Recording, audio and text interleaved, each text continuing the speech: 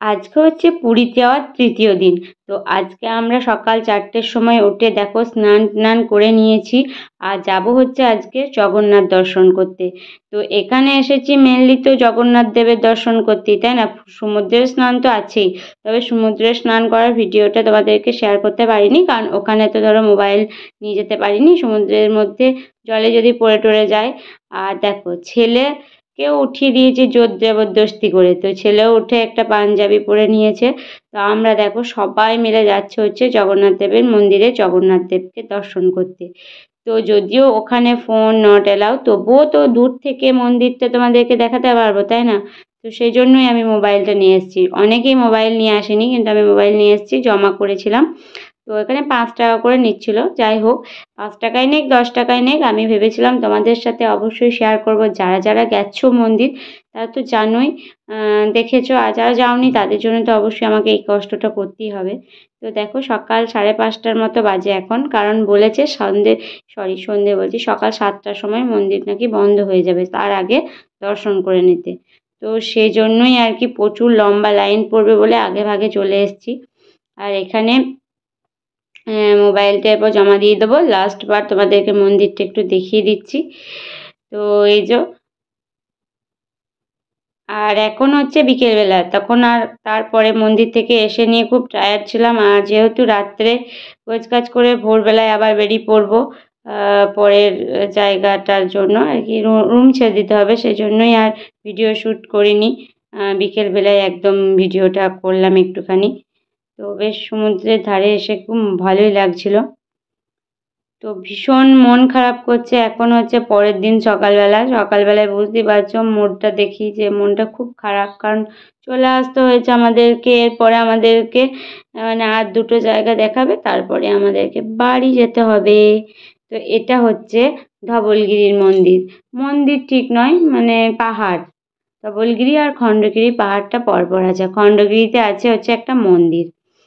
আর এখানে হচ্ছে পাহাড়টাই শুধুই ছিল। আর এখানে দেখো কতটা উঁচু রাস্তা, মানে পাহাড় যেরকমভাবে এটা তো রাস্তার মতো করে দিয়েছে, কিন্তু পাহাড়ে আমরা যেমনভাবে উঠি সেরকমভাবে এখানে প্রচুর প্রচুর ফটো তোলার জায়গা আছে। আর এখানে জানো তো শুটিং প্লেস আছে, আর এখানে শুটিং হচ্ছিল। দু জায়গায় এখানে শুটিং হচ্ছিল। তো যেহেতু এটা উড়িষ্যার এলাকা, উড়িষ্যার পড়ে যাচ্ছে, আর এখানে উড়িষ্যার মানে ভাষাগুলোও বুঝতে পারবো না। আর আশা করছি শুটিং করছিল, কিন্তু চিনতেও পারছিলাম না কাউকে। মানে আমাদের যেরকম ওয়েস্ট বেঙ্গলে কেউ জানা জানা ক্রিয়েটার বা সিনেমার আর্টিস্টরা থাকলে বেশ ভালো লাগে ছবি টবি তুলতে, কিন্তু এখানে কিছু উপায় নেই, চিনতেও পারবো না আর ভাষাও বুঝতে পারবো না। তো যাই হোক, আমার ছেলে কিন্তু এতটা উঁচু পাহাড়ে একা একাই উঠেছিল। তো এখানে অনেক বয়স্ক ভদ্রলোক ভদ্রমহিলাও ছিল, তারাও উঠেছিল। তাদেরকে দেখে আমি ভাবছিলাম যে ও বাবা, কি করে যে উঠছে ওনারা। তো যাই হোক, এই দেখো উড়িষ্যার শুটিং, এরকমভাবে ওদের শুটিং হচ্ছিল। আর দেখো দূর থেকে পাহাড়টা জাস্ট ওয়াও লাগছে। আমার তো এত ভালো লেগেছে কি বলবো। আর দেখো মন্দিরটা, মানে খণ্ডগিরির মন্দিরটা এখান থেকেই তোমাদেরকে একবার দেখিয়ে দিচ্ছি দূর থেকে। ওখানে তো অবশ্যই যাব, তো আগে এখান থেকে দেখিয়ে নিই। আর পাশেই ছিল কিন্তু এয়ারপোর্ট। তো এখানে প্রচুর প্লেন আর কি নামা ওঠা করছিল। আমার ছেলে তো ভীষণ খুশি। মানে ও সবসময় নিজে নিজেই নামতে যাচ্ছিল, উঠতে যাচ্ছিল। তো ভয়ও লাগছিল যদি কোনো কারণে পিছল কেটে যায় পাটা, তাহলে ব্যাস একদম পুরো ছিন্ন বিচ্ছিন্ন। তো দূর থেকে দেখো শুটিং স্পটটা দেখালাম। তো এরপরে আমরা যাব হচ্ছে খণ্ডগিরির মন্দির দেখতে। তো তার আগে তোমাদেরকে একটা জিনিস দেখাই, প্লেন দেখাই। তো প্লেনটা দেখিয়ে আমরা যাব হচ্ছে, চলো খণ্ডগিরি মন্দির দেখতে।